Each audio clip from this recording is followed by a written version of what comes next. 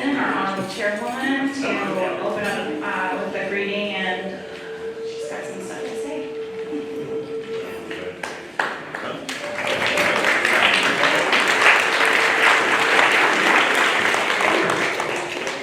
We're running on Indian time. Honorable guests, I am so delighted to greet all of you today at our 15th anniversary of our Duwamish Longhouse.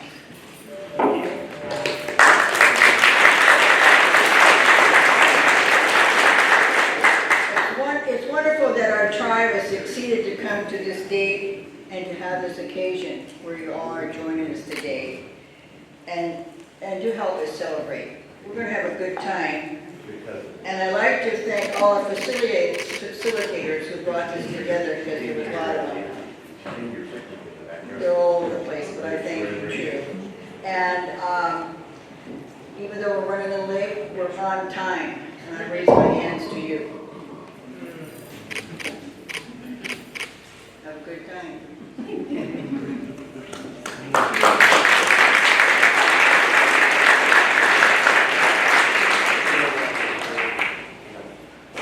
Okay, next up is Chad Lewis.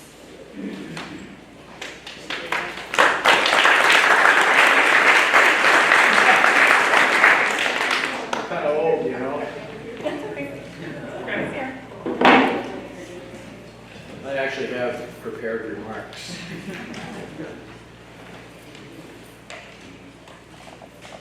I promise you 8 minutes and 51 seconds. My name is Chad Lewis. I had the honor and privilege to lead the capital campaign during its last 4 years. I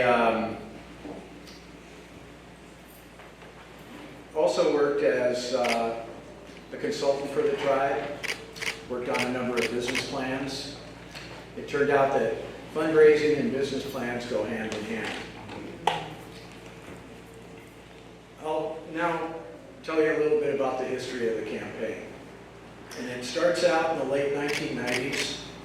It was led by a group of special people, the Friends of the Duwamish. It was a group that included Judy Piggott, Ellen Ferguson, George and Arlene Wayne, Martha Consgard, and Michael Alhadif. And these philanthropists got together and they each donated generously to the Longhouse capital campaign. This was really the beginning. Arlene Wade and Jolene Williams, now Jolene Haas, became the first chairs of that first capital campaign committee. They worked very, very hard. With the seed money provided by the Friends, this group raised over $1 million by the early 2000s. Unfortunately, the campaign stalled. And then,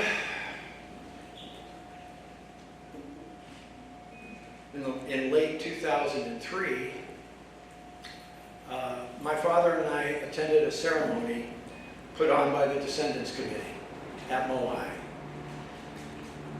The Descendants Committee was made up of the ancestors of the Denny Party that landed at Elkai in 1851. My father and I were part of that group, so we went to the ceremony.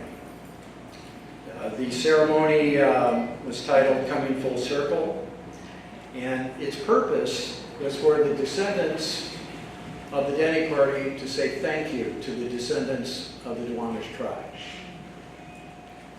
Afterward, I met Cecile Hansen, and we had a rousing conversation.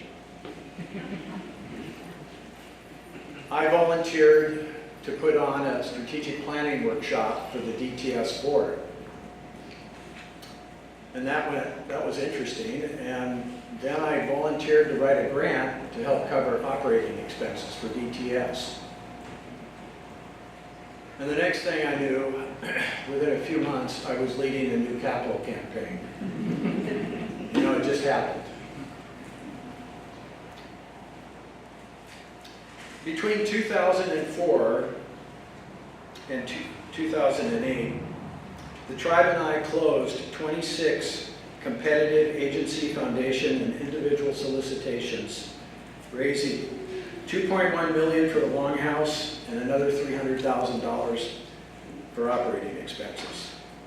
The campaign was a success, all of it, beginning with the Friends of the Duwamish, traveling all the way through to the end of the fundraising work I was doing with the tribe. We ended up with the bills being paid and no mortgage.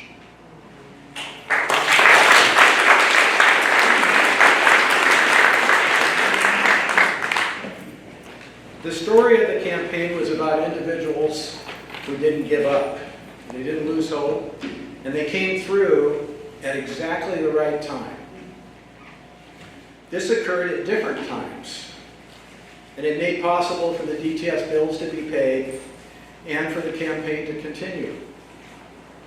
There are so many stories I could tell. It took so many different people and organizations contributing at exactly the right time for the project to succeed. It was always a delicate balance. Had any of these individuals or organizations not come through, DTS bills or the campaign could have failed. For example, the original capital campaign committee, the Friends of the Duwamish, was crucial to credibility and financial support right from the start. And the Friends happened. Brady Wade, where are you? That's Arlene and George's son.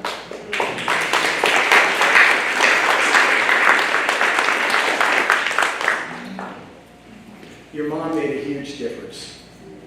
She was the driver. She talked her friends into becoming friends. And from there it started. A major foundation grant was needed in the early days to add credence for future applications. Peter Berliner and the Paul Allen Family Foundation stepped up to do this. When the campaign stalled in the early 2000s, Gary Shalio of the Washington State Heritage Fund and Ann Takakawa of the Seattle Department of Neighborhoods protected hundreds of thousands of dollars that otherwise would have gone into a general fund. They hung on to that money because they didn't lose hope.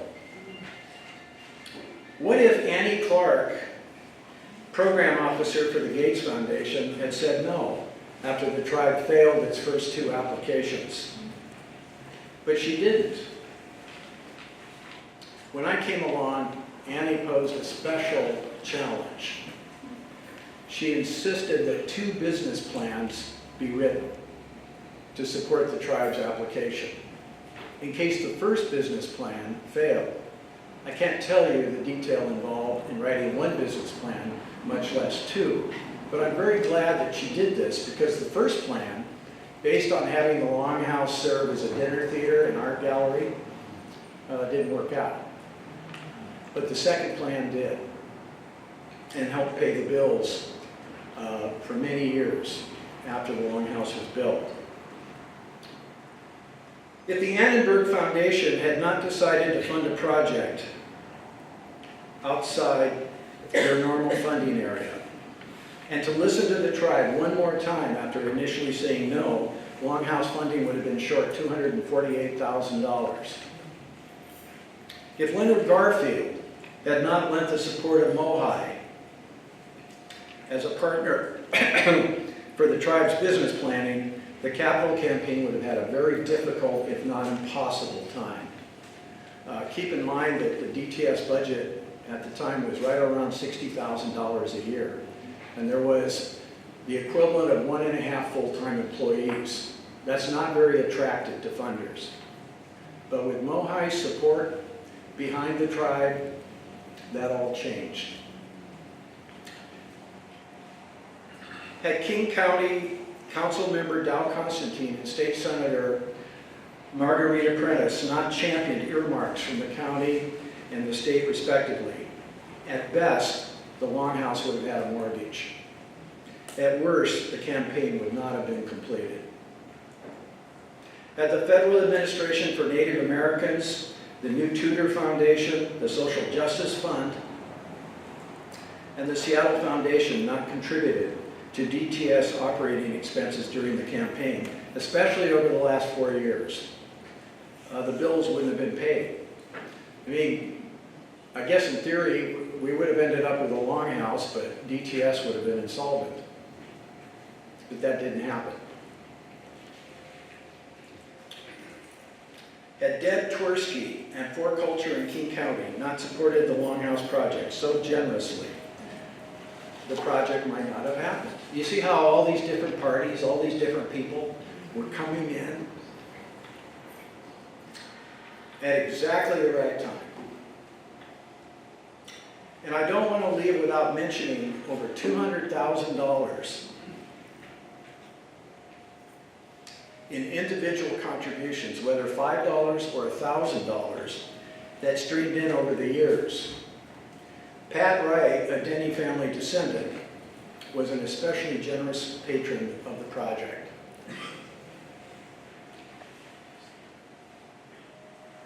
And of course, without the iron will and dedication of Tribal Chair Cecile Hansen, we wouldn't be here today.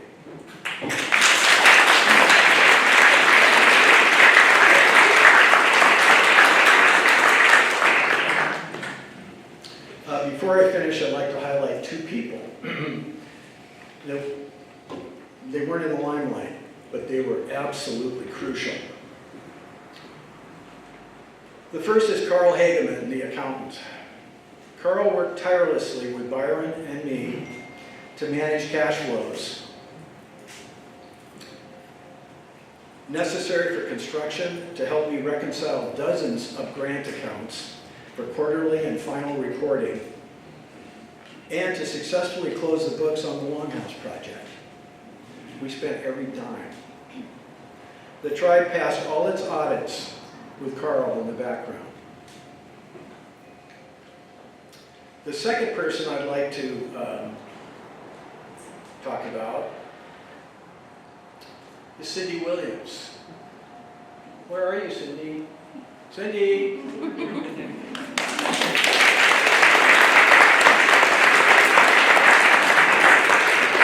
You're my hero, Chad. Cindy, I love you. Cindy, I really would like you to stand up. I know you hate this kind of thing.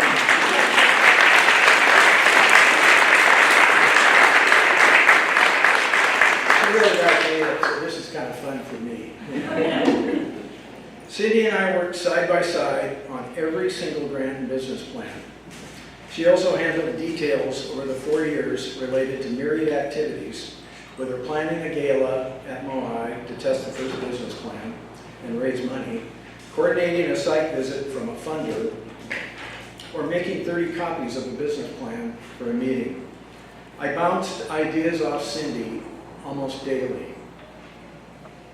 My contribution to the tribe and the Longhouse project could not have succeeded without her.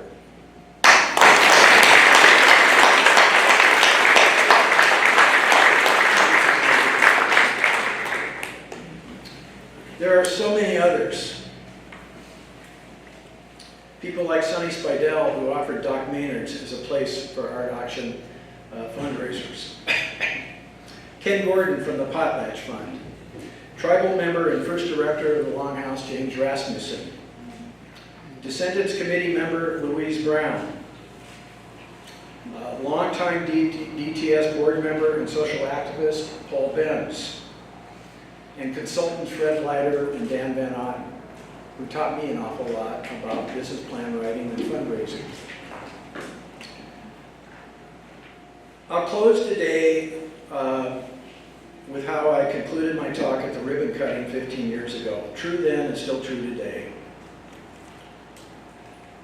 I'd like to thank Chairperson Cecile Hansen for inviting me to contribute to the tribe. Doing so has been one of the greatest honors of my life.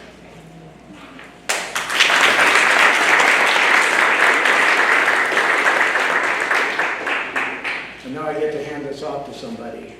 Oh, Byron.